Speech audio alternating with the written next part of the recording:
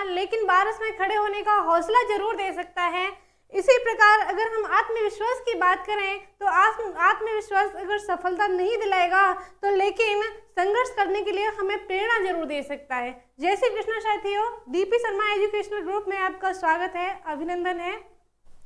जैसा कि आप लोगों को विदित है कि हमारी क्लास चल रही है बाल विकास की, और बाल विकास में हमने तीनों अवस्थाओं को पढ़ लिया है, शैशवावस्था, बाल्यावस्था और किशोरावस्था। यहाँ तक कि हमने सारी चीज़ों को पढ़ लिया और अब हमें पढ़ना है। तो सबसे पहले हम पढ़ेंगे कि शिशु का विकास कैसे होता है, अर्थात शैशवावस्था का विकास कैसे होता है, जिसमें हम जानेंगे कि लंबाई किस प्रकार बढ़ती है बच्चे की, भार में वृद्धि कैसे होती है, मस्तिष्क का विकास कैसे होता है, उसकी जो दृष्टि पटल है और दृष्टि संवेदना है, स्वाद कलिकाएं हैं, उसमें विकास कैसे होता है। और इसके बाद जो चर्चा करेंगे हम फिर नेक्स्ट क्लास में हमारी बाल्यावस्था की विशेषताएं, मतलब विकास आ जाएगा, और फिर उसके बाद में किशोरावस्था का।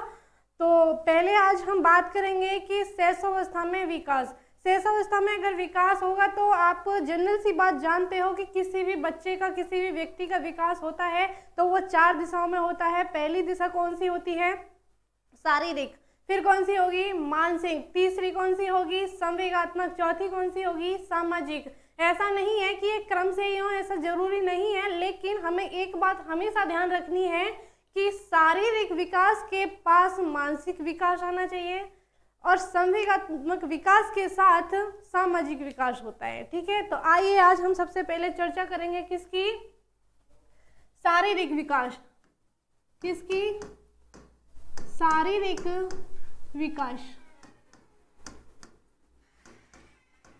जैसा कि मैंने जब पहले पढ़ाया था तो उस समय बच्चों के कुछ क्वेश्चंस आए थे कि मैडम बच्चे की लंबाई कितनी होती है, बच्चे का भार कितना होता है, काफ़ी सारे क्वेश्चंस देखने को मिले थे। हमारे जो विद्यार्थी हैं उन्हें थोड़ी सी उत्सुकता रहती है, जिज्ञासा रहती है कि उन्हें पहले से ही पता चल जाए, लेकिन मैंने आपको उस टाइम भी बताया था कि हमारे पास पूरी यूनिट है, पूरा टॉपिक है, उसमें हम सारी चर्चा करेंगे। तो आज वो समय तुम्हारा आ गया है, हालांकि मैंने उस दिन भी तुम्हें आंसर दे दिया था, लेकिन आज जो हम बताएंगे हम पूरा बहुत अच्छे तरीके से एक एक स्टेज को लेते हुए बच्चे के विकास के बारे में चर्चा करेंगे। ठीक है, तो मैं आपसे एक जनरल सी बात पूछ लूँ कि क्या बच्चे का विकास पहले जब बच्चे का जन्म होता है तो वो 40 सप्ताह के बाद होता है, अर्थात हम कह सकते हैं कि 180 दिन के बाद होता है, या हम कह सकते हैं कि 9 महीने के बाद बच्चे का जन्म होता है। ठीक है, तो क्या बच्चा 40 सप्ताह से पहले या 9 महीने से पहले 6 महीने का बच्चा अगर जन्म ले ले तो क्या वो जीवित रह सकता है? हाँ या ना? जी बिल्कुल रह सकता है। कैसे? क्योंकि 6 महीने के अंदर बच्चे में शारीरिक क्रियाएं सारी प्रारंभ हो जाती हैं, बच्चे के शारीरिक अंगों का विकास हो जाता है और वह थोड़ा परिपक्व नहीं हो पाता है, लेकिन बाहर के वातावरण के साथ धीरे धीरे वो समायोजन कर लेता है और वो समायोजन करने के बाद अपना जीवन जी लेता है। ठीक है, तो आइए आज हम बात करते हैं कि शैशवावस्था में शारीरिक विकास। ठीक है, तो यहाँ देखिए बच्चे की सबसे पहले हम लंबाई की बात करेंगे। किसकी?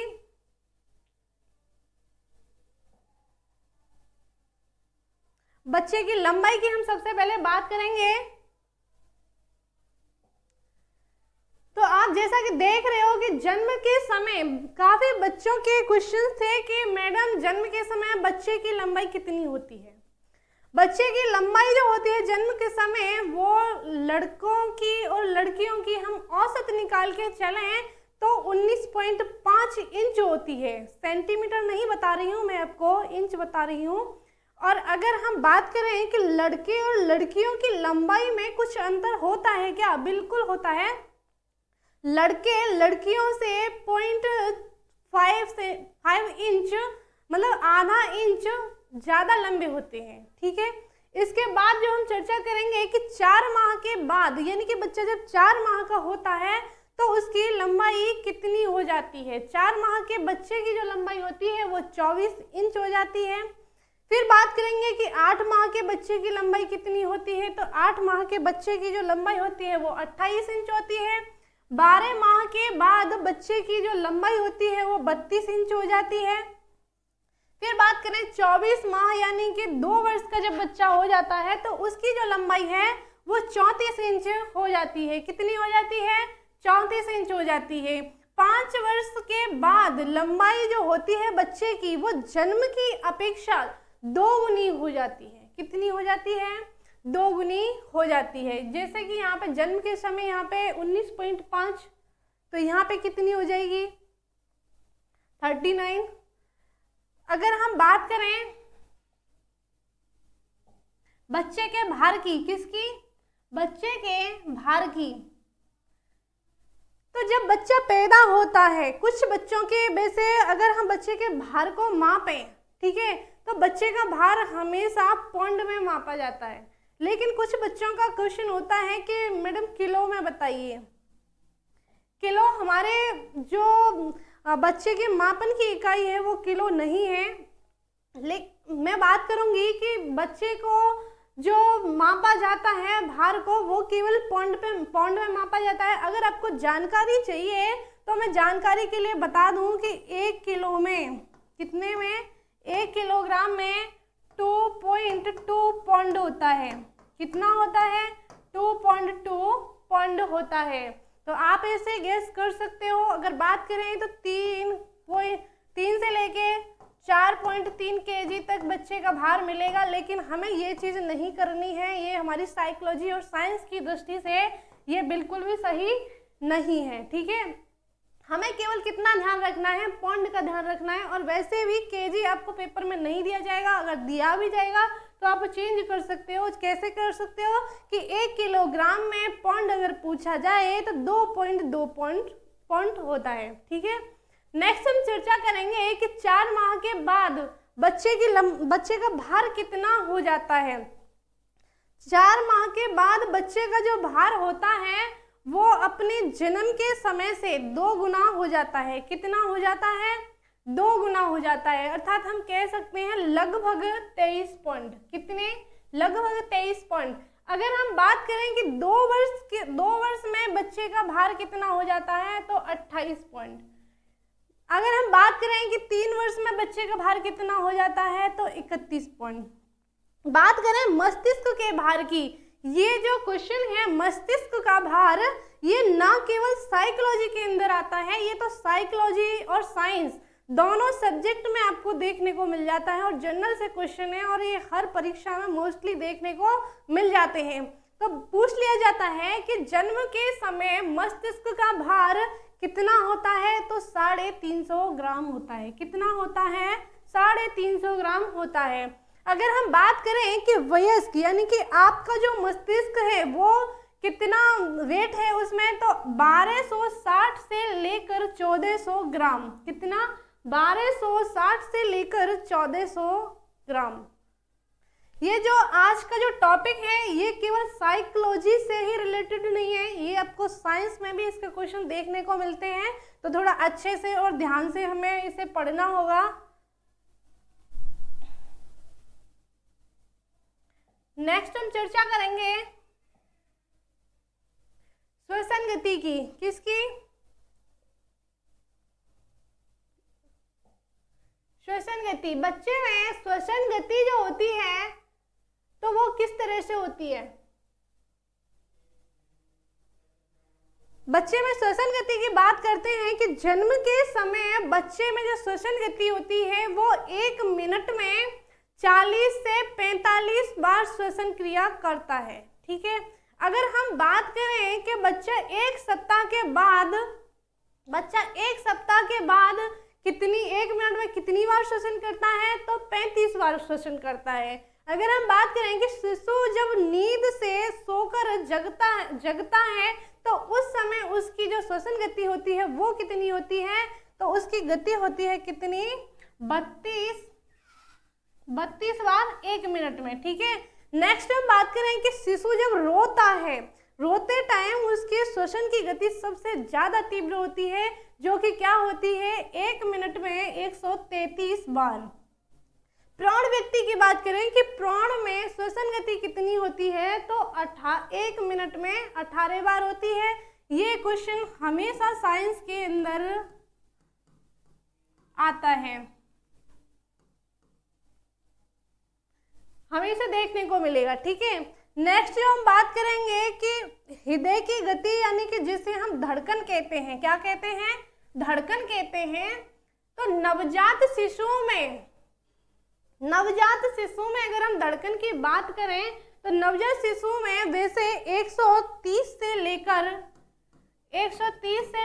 150 बार 1 मिनट में हृदय की धड़कन होती है, लेकिन हम औसत की बात करें तो औसत 140 बार 1 मिनट में धड़कन होती है। अगर हम बात करें वयस्क की, अभी जो हमारी धड़कन की गति है तो वो 1 मिनट में कितनी होगी, 72 बार होगी। कितनी बार होगी, 72 बार होगी। नेक्स्ट हम चर्चा करेंगे जन्म से पूर्व गर्भस्थ शिशु की क्रियाएं। जन्म से पूर्व गर्भस्थ शिशु की जो क्रियाएं होती हैं, अब आपको होगा कि जन्म से पहले भी बच्चे क्रियाएं करते हैं क्या? बिल्कुल करते हैं। आइए हम दिखाते हैं आपको। जन्म से पहले आपको पता है कि 0 से 2 सप्ताह के मध्य क्या होता है, हमारा भ्रूण का विकास होता है। ठीक है, भ्रूण का विकास होता है। फिर 1 से 10 सप्ताह उसमें क्या होता है, धड़कन का विकास होता है। फिर उसके बाद 14 सप्ताह में बच्चा गर्भावस्था में छींकता भी है, निगलता भी है और बहुत सारी क्रियाएं होती हैं उसकी, छींकना है, निगलना है। और इसके बाद 16 सप्ताह, जब 16वां सप्ताह होता है तो गर्भावस्था में शिशु श्वसन संबंधी क्रियाएं प्रारंभ कर देता है। 18 सप्ताह में बच्चा पेट के अंदर ही मुट्ठी खोलना, मुट्ठी बंद कर लेता है। और 20वें सप्ताह में गर्दन को सीधी करना, और 24वें सप्ताह में वो अपने शरीर पर क्या कर लेता है, नियंत्रण कर लेता है। और 40 सप्ताह अर्थात हम कह सकते हैं 180 दिन, अर्थात हम कह सकते हैं कि 9 महीने बाद बच्चे का जन्म हो जाता है। नेक्स्ट हम चर्चा करेंगे कि जन्म के बाद जो बच्चे की क्रियाएं होती हैं वो किस प्रकार होती है। ठीक है, जन्म के बाद की क्रियाओं की बात करेंगे। तो क्या बच्चा जब पैदा होता है तो उसमें जन्म के समय क्या वो सुन पाता है, क्या किसी को देख पाता है? नहीं, उसमें सुनने की, देखने की कोई शक्ति नहीं होती है। सुनने की जो शक्ति होती है उसमें 3 से लेके 7 दिन तक उसमें सुनने की यानी कि श्रवणेंद्रियां विकसित होती हैं। उसके बाद करें कि अगर आंखों पे नियंत्रण यानी आंखों को खोलना बंद करना कितने समय बाद सीखता है, तो वो लगभग 4 सप्ताह में पूरा खोलना बंद करना तो वो 8 दिन में सीख लेता है। लेकिन आंखों पे नियंत्रण यानी कि देखते रहना, फिर थोड़ा लपझप करना, फिर थोड़े देखना, फिर पलक झपाना, फिर देखना, फिर पलक झपाना, ये जो क्रिया बच्चा करता है वो करता है 4 सप्ताह के बाद।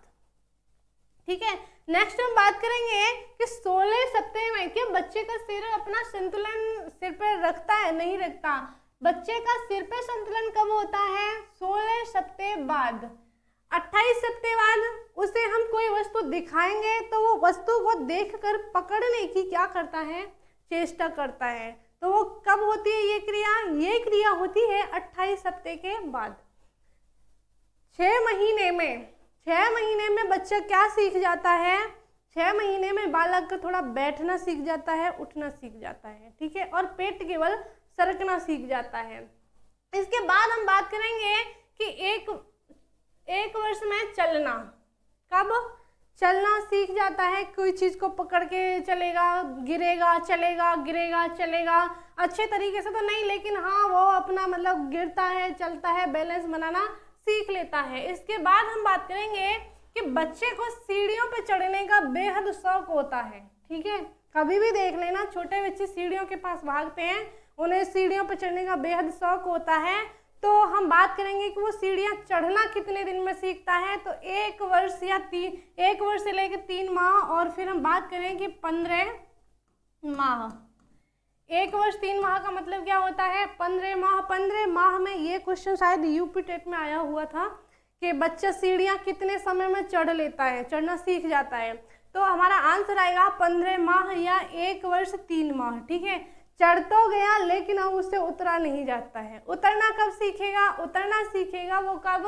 1.5 वर्ष बाद, यानी कि 1 वर्ष 6 महीने बाद सीढ़ियों से उतरना सीख जाता है। ठीक है, नेक्स्ट जो हम बात करेंगे वो है 2 वर्ष। 2 वर्ष में वस्तुओं को फेंकना। बच्चों को आपने देखा होगा, कोई भी चीज उठाते हैं फेंक देते हैं, उठाते हैं फेंक देते हैं। ये क्रिया वो कब करता है? ये 2 वर्ष की अवस्था में इस क्रिया को बालक करना सीख जाता है। इसके बाद जो हम बात करेंगे कि 2 वर्ष 4 माह में वो खुद, पहले उसकी मम्मी उसे खाना खिलाती है लेकिन वो सोचता है कि मैं मम्मी से खाना नहीं खाऊंगा, मैं खुद खाना खाऊंगा। यानी कि घर वाले उसे खाना खिलाते हैं तो वो खाना खाना पसंद नहीं करता है, वो खुद खाने का प्रयास करता है। नेक्स्ट जो हम बात करेंगे वो है हमारी 3 वर्ष। 3 वर्ष में बच्चा क्या करता है? अपने बाल खुद संभालने लग जाता है, अपने बालों को बनाने का प्रयास करता है, कैसे भी बने, उल्टे या सीधे, लेकिन वो प्रयास जरूर करता है। नेक्स्ट जो हम चर्चा करेंगे, 4 वर्ष में बच्चा फुटबॉल खेलने लग जाता है। फुटबॉल से ही मतलब नहीं है कि वो उसके पास फुटबॉल हो तभी वो पैरों से फेंकेगा, नहीं, उसके पास कुछ भी चीज मिल जाती है ना, वो उसको पैरों से फेंकना शुरू कर देता है। और फिर 5 वर्ष की अवस्था में बच्चा क्या करता है? प्राथमिक विद्यालय में प्रवेश करता है। नेक्स्ट हम चर्चा करेंगे, शैशवावस्था में विकास चल रहा था हमारा, शारीरिक विकास के बारे में हमने अध्ययन किया, थोड़ा रिवीजन बाद में और कर लेंगे। इसके बाद हम बात करेंगे कि अंगों का विकास। किसका? अंगों का, अंगों का विकास।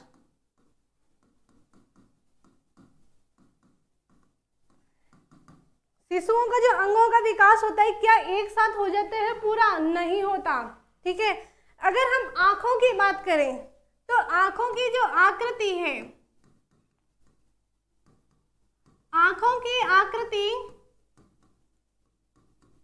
लगभग 5 महीने में,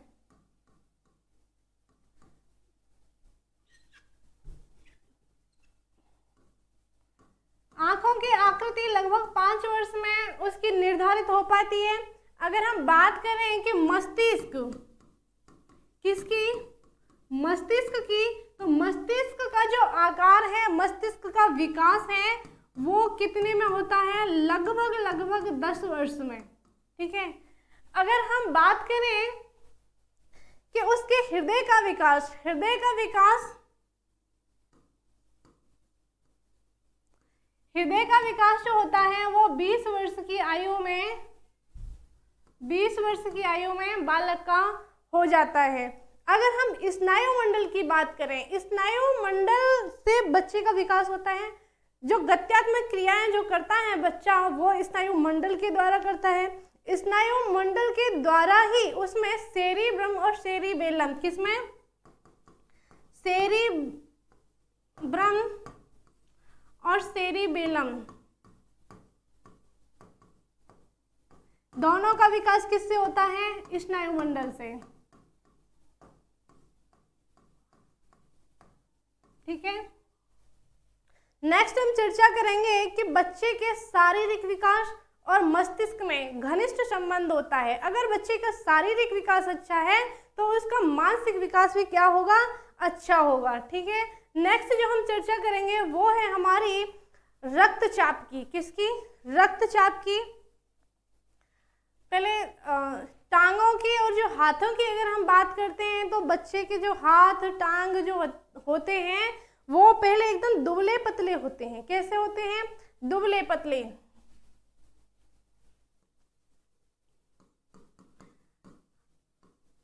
टांगे और हाथ दुबले पतले होते हैं।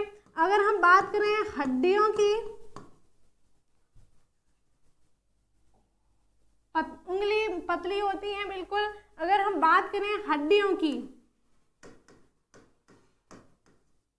हड्डियों की बात करें तो बच्चे की जो हड्डियां होती हैं, ठीक है, तो उसके गर्भावस्था में उसकी हड्डियां कितनी होती हैं?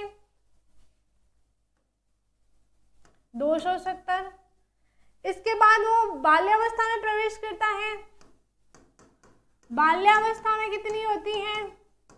हड्डियां बढ़ेंगी या कम होंगी? बढ़ेंगी। कितनी? 350। प्रौढ़ावस्था में कितनी होती हैं? प्रौढ़ावस्था में अगर हम हड्डियों की बात करें तो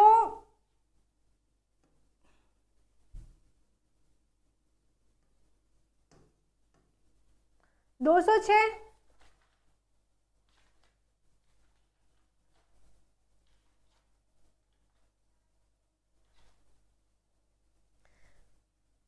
अगर हम भ्रूण की बात करें कि भ्रूण में हड्डियां कितनी होती हैं, तो भ्रूण की जो हड्डियां होती हैं वो होती हैं हमारी 300 से लेकर 310।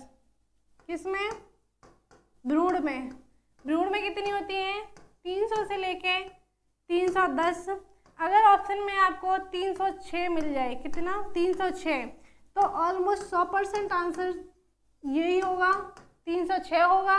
अगर आपको 306 ऑप्शन में नहीं मिल रहा है तो 300 से लेके 310 के बीच में कोई भी आपको संख्या नजर आती है तो आपको वही करनी है, ठीक है। जन्म के समय अगर हम बात करें कि हड्डियां क्या बच्चे की शुरू से मौजूद होती हैं? नहीं, बच्चे की हड्डियां कार्टिलेज से बनी होती हैं। किससे? कार्टिलेज से। और इसके बाद जैसे जैसे बच्चा बड़ा होता है तो उसमें थायराइड हार्मोन, थायराइड ग्रंथि जो है उसमें एक हार्मोन होता है, उसकी वृद्धि से बच्चे में हड्डियों का विकास तेजी से होता है। इसके बाद जो हम बात करेंगे वो दांतों की बात करेंगे। किसकी? दांतों की। मनुष्य द्विवार दंती है। कैसा है? द्विवार दंती। द्विवार दंती से क्या मतलब होता है? द्विवार दंती से मतलब होता है कि दांतों का 2 बार विकसित होना। अगर मैं आपसे पूछूं कि क्या बच्चे में दांत पैदा होने से पैदा होता है जब 7 आते हैं? कुछ बच्चों के आते हैं लेकिन उन्हें बोला जाता है, कुछ मानसिक धारणा रूढ़िबद्धता है जिसको कहा जाता है कि राक्षस पैदा हुआ है, ये है वो है। लेकिन साइकोलॉजी और साइंस ये कहती है कि नहीं, अगर बच्चा जन्म के साथ उसमें दांत आए हैं साथ में उगे हुए तो वो कोई राक्षस प्रवृत्ति का बालक नहीं है। साइंस और साइकोलॉजी की दृष्टि से वो एक प्रतिभाशाली बालक है। कैसा है? प्रतिभाशाली बालक है। बच्चे के दांत 2 बार उगते हैं। पहले जो उगते हैं वो 3 से 4 माह की अवस्था में, 3 से 4 और कहीं 6 भी किसी किसी बच्चे में उगते हैं। पहली बार दांत कब उगते हैं?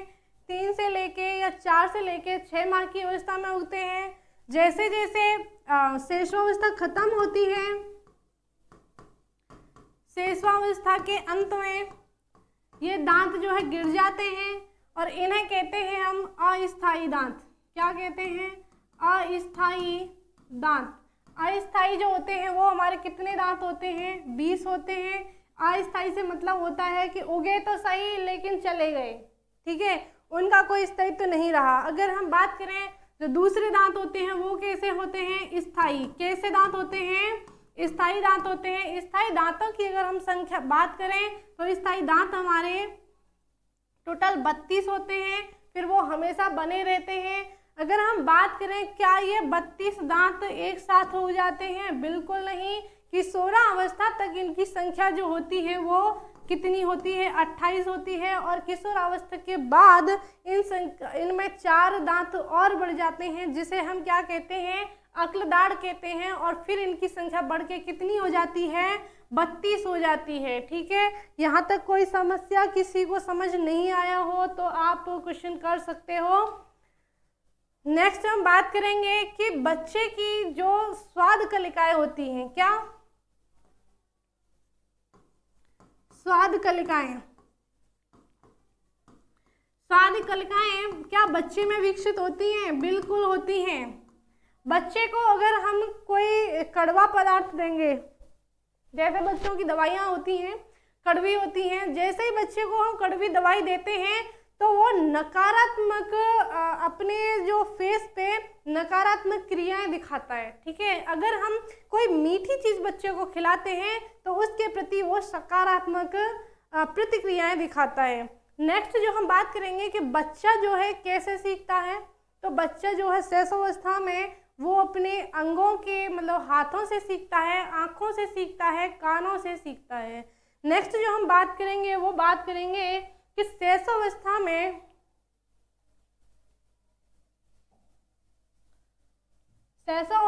मानसिक विकास, बच्चे का मानसिक विकास,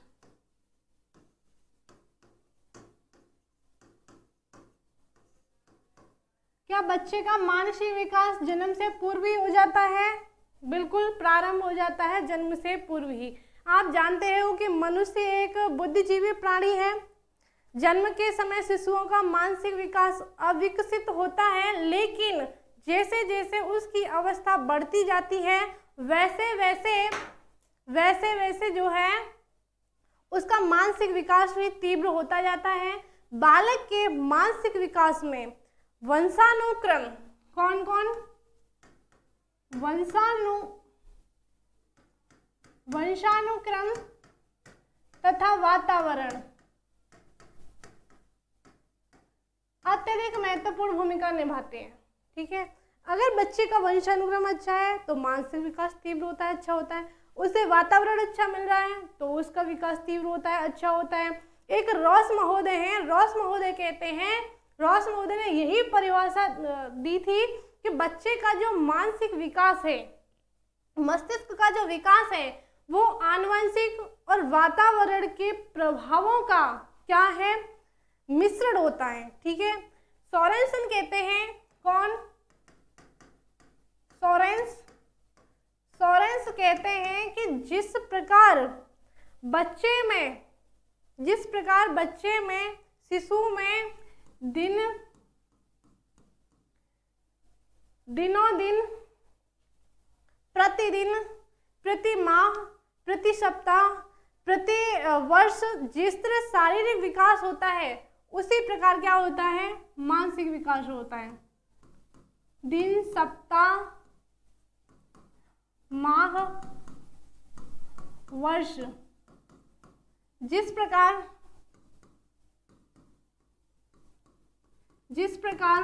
शारीरिक विकास होता है,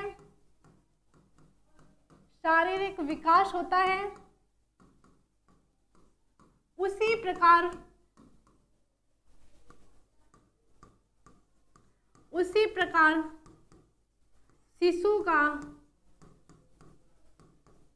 शिशु का मानसिक विकास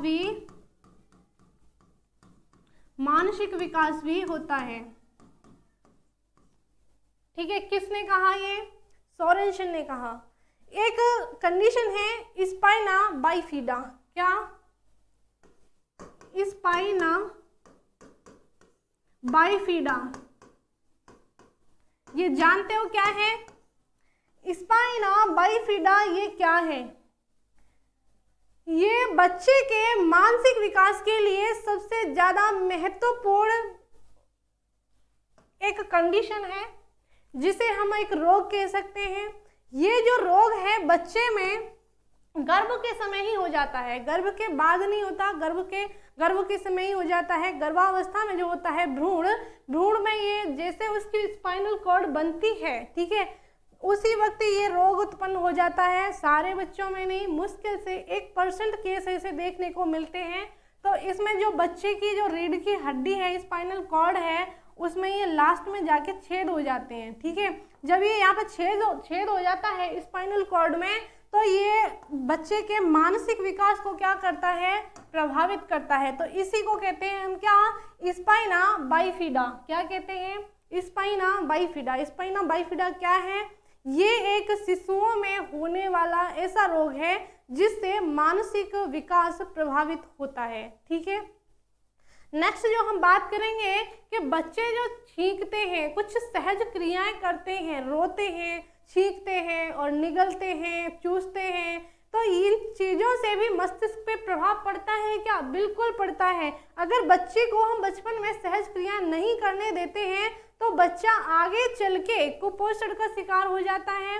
व्यक्तित्व पर प्रभाव पड़ता है सबसे ज़्यादा कि वो उसका व्यक्तित्व आगे चल के अपराधी प्रवृत्ति का हो जाता है। बच्चा जब सिगरेट पीता है तो सिगरेट पीने का उसका क्या तात्पर्य है, वो सिगरेट क्यों पीता है, मादक पदार्थों का सेवन बच्चा करता है बड़ा होकर किशोरावस्था में क्यों करता है, क्योंकि शैशवावस्था में उसे सहज क्रियाएं तुमने नहीं करने दी, तो वो जो चीज़ें हैं आगे चल के अपना कुप्रभाव दिखा रही हैं। ठीक है, नेक्स्ट जो हम बात करेंगे कि बच्चे में जो शारीरिक मानसिक जो विकास होता है वो प्रथम वर्ष में क्या होता है? कब? प्रथम वर्ष में। प्रथम वर्ष में बच्चा सबसे पहले क्या सीखता है? आंखों पे संतुलन, आंखों पे संतुलन सीखेगा, श्रवणेंद्रियों में संतुलन सीखेगा, ठीक है, और अपने संवेगों को प्रदर्शित करेगा।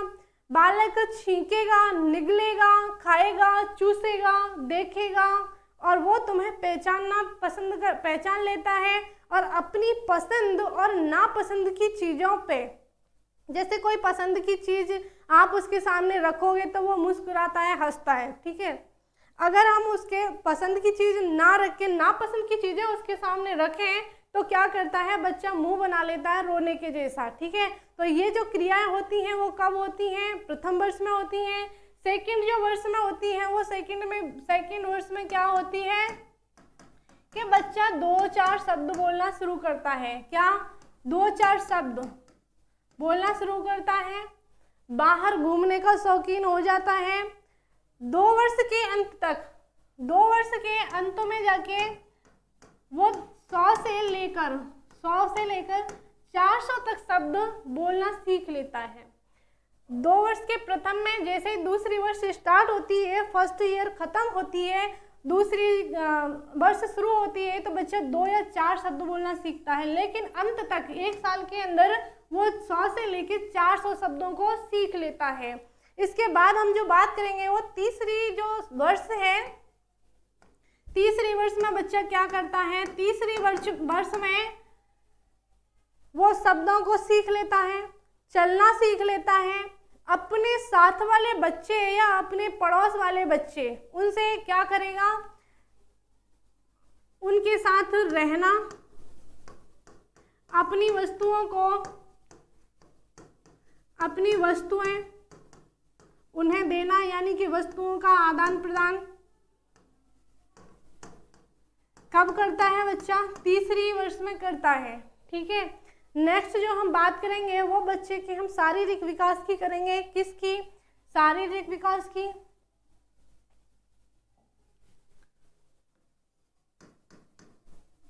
शारीरिक हो गया, सामाजिक विकास।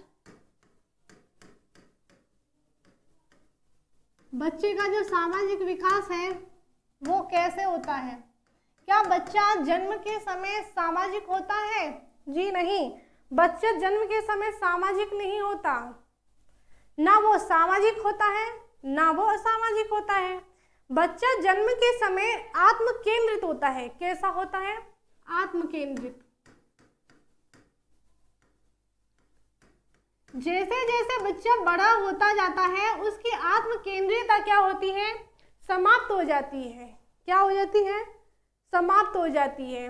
क्रो एंड क्रो कहते हैं। कौन? Crow and crow.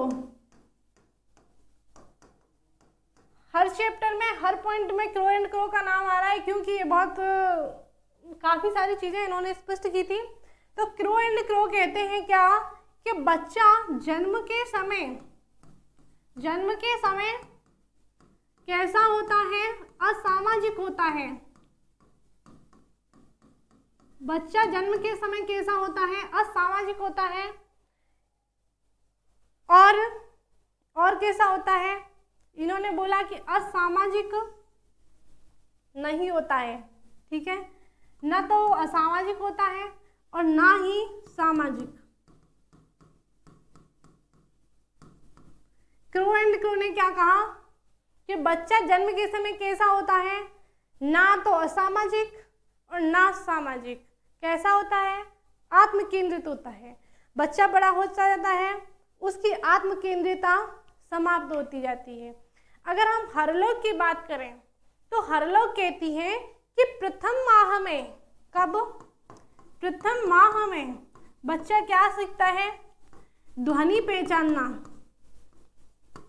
क्या सीखता है, प्रथम माह में बच्चा ध्वनि पहचानना सीखता है। दूसरे माह में बच्चा मुस्कुराना सीखता है, दूसरे माह में मुस्कुराना।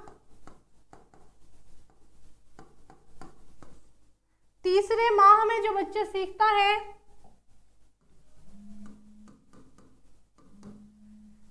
तीसरे माह में बालक क्या सीखता है, अपनी माँ को पहचान लेता है, माँ की पहचान।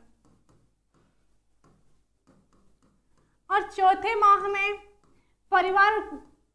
परिवारीजनों की पहचान। ठीक है। नेक्स्ट हम 5वें महीने की बात करें तो 5वें महीने में वो क्या सीख जाता है कि उसकी जो पसंद की चीजें हैं उनके प्रति प्रसन्नता, और जो उसे पसंद नहीं है उसके प्रति क्रोध। क्या, प्रसन्नता और क्रोध, क्रोध का प्रदर्शन कब सीखता है, 5वें महीने में सीखता है। नेक्स्ट हम बात करें कि 7वें महीने में क्या सीखता है। 7वें महीने में बच्चा क्या सीखता है, अपने हाव भावों को प्रकट करता है। किसको, हाव भाव प्रकट करता है। कब सीखता है, 7वें महीने में।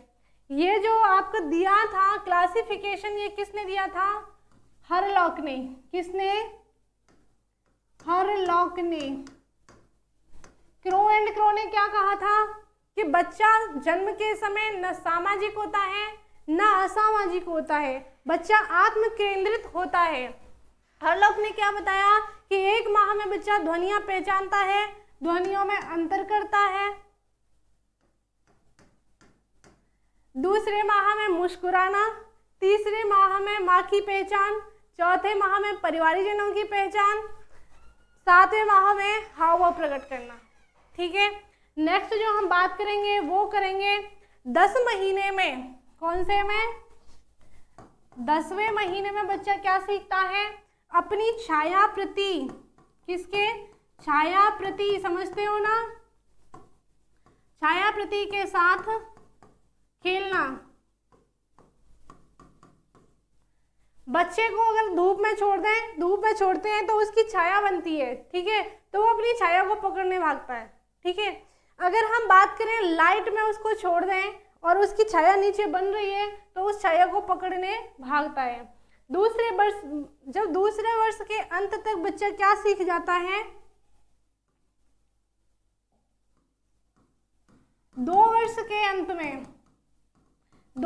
अंत में बच्चा क्या सीख जाता है कि मदद करना, घर वालों की मदद करना, सामान इधर उधर करना, सामान इधर उधर करना। कब सीखता है, दूसरे वर्ष के अंत में सीख देता है। ठीक है। बात करें हम बच्चे के व्यक्तित्व की। किसकी, व्यक्तित्व की। बच्चे का जो व्यक्तित्व होता है वो 3 वर्ष में, 3 वर्ष तक तो कैसा होता है, अंतर्मुखी। लेकिन 3 वर्ष के बाद कैसा हो जाता है, बहिर्मुखी होता है। 3 वर्ष के बाद बहिर्मुखी। बहिर्मुखी के मतलब चटपट बोलने वाला, अंतर्मुखी का मतलब शांत रहने वाला। ठीक है।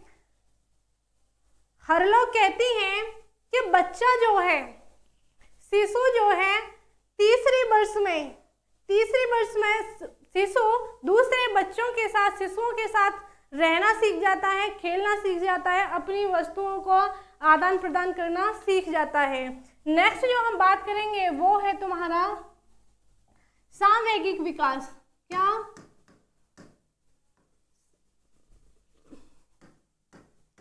संवेगात्मक विकास।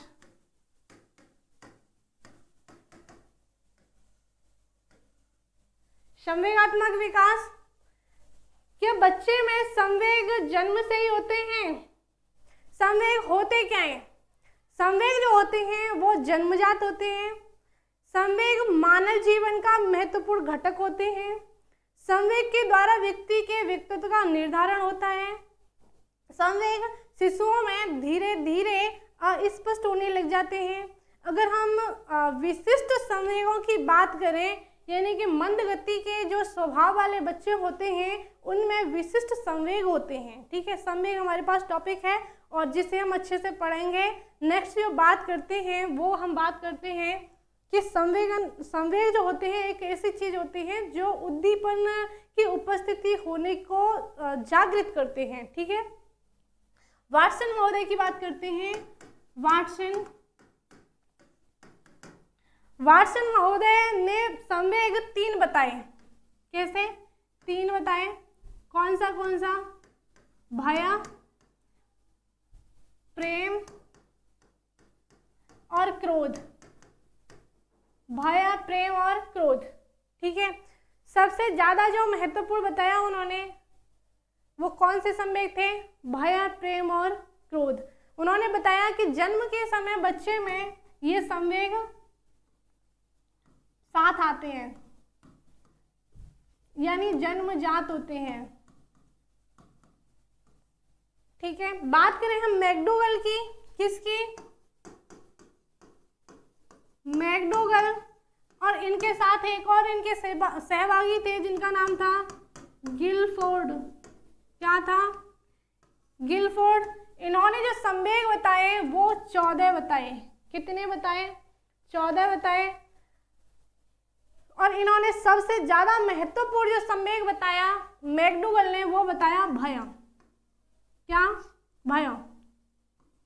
यानी कि बच्चा अगर रस्सी डाल दी बच्चे के सामने तो बच्चा सोचता है सांप है, पहले तो रस्सी को पकड़ लेता है, लेकिन जब कुछ बड़ा होता है, छोटा सा सांप को भी वो रस्सी पकड़ के समझ के पकड़ लेता है। लेकिन जैसे बच्चा बड़ा होता है और उसको पता चल जाता है कि जो रस्सी जैसी चीज होती है वो सांप होती है, तो वो रस्सी को देखकर भी इतना डर जाता है कि ये क्या है?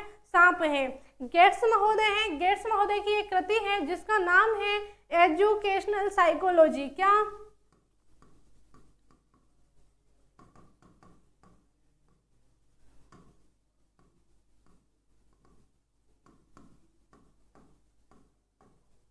एजुकेशनल साइकोलॉजी गेट्स की कृति है। किसकी? गेट्स की। उन्होंने क्या बताया कि उन्होंने संवेगों के 5 प्रकार बताए। कितने? 5 प्रकार बताए। अगर हम बात करें ब्रिजेज की। किसकी? ब्रिजेज के महत्वपूर्ण संवेग हैं और इन्होंने 32 प्रकार के संवेग बताए। और सबसे पहला और बात करें सबसे पहला और सबसे महत्वपूर्ण किसे बताया?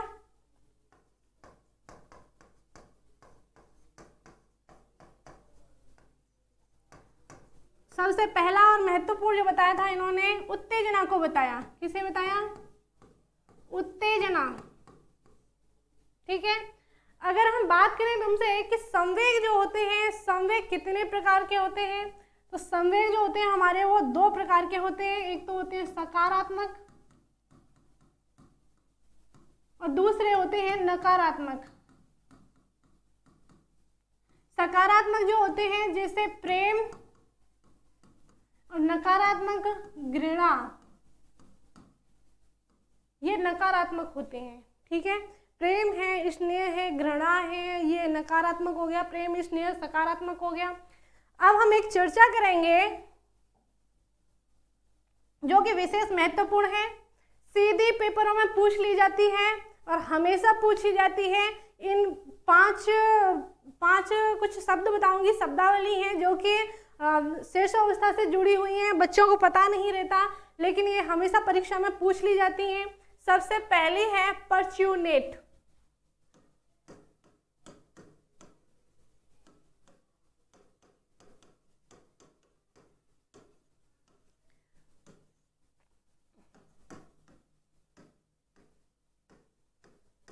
पर्च्यूनेट क्या होती है?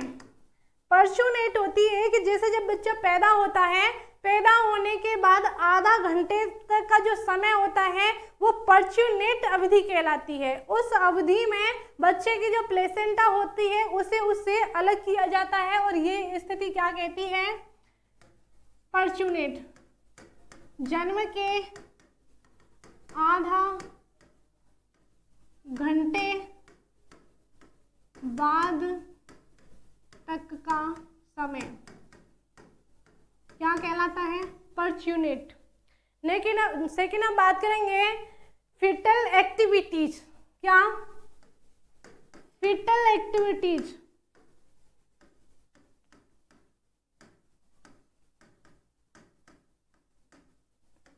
फीटल एक्टिविटीज क्या होती है? गर्भस्थ शिशु में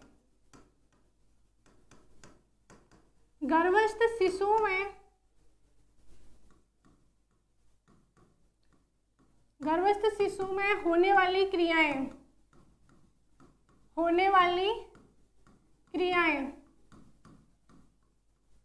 जैसे हम बात करें, बच्चा गर्भावस्था में क्या करता है? छींकता है, सांस लेता है, निगलता है। तो ये क्या क्रियाएं हैं? जैसे मुट्ठी बंद करना है, शरीर में संतुलन करना है, तो वो क्या है? फीटल एक्टिविटीज के नाम से हम उन्हें जानते हैं। नेक्स्ट जो बात करेंगे वो है रूटिंग। क्या?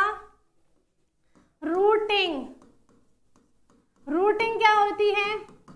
जैसे हमने बच्चे को कोई चीज दी, हम बच्चे के गालों को छू रहे हैं, गले को हाथ लगा रहे हैं, बच्चा अपना मुंह खोलता है। ठीक है, बच्चे को छूने पर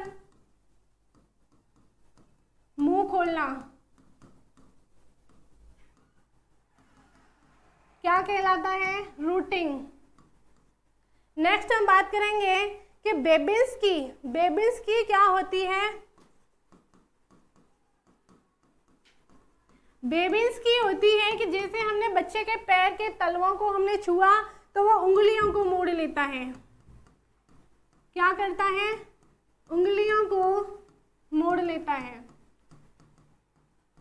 कौन सी उंगली? पैर वाली उंगली। नेक्स्ट है मोरो क्या होती है? मोरो जो होती है वो जैसे कि हमने बच्चे को कोई खिलौना दिखाया, कोई वस्तु दिखाई और वो क्या करता है? पकड़ने का प्रयास करता है और उसे क्या कहते हैं? मोरो कहते हैं।